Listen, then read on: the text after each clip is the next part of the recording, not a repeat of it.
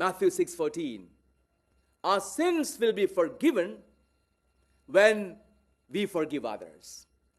Someone hurts me, when I forgive from the depth of my heart, the promise, I will experience the freedom from the clutches of the evil within me. My sins will be forgiven. And again, Matthew 5:23 onwards. You come to the altar and there you remember someone has something against you. Go, get reconciled.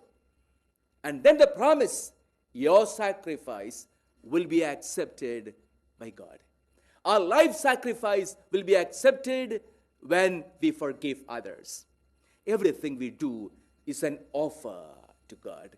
It's an offering that we bring to God. And only when God accepts our offering, only then we will succeed.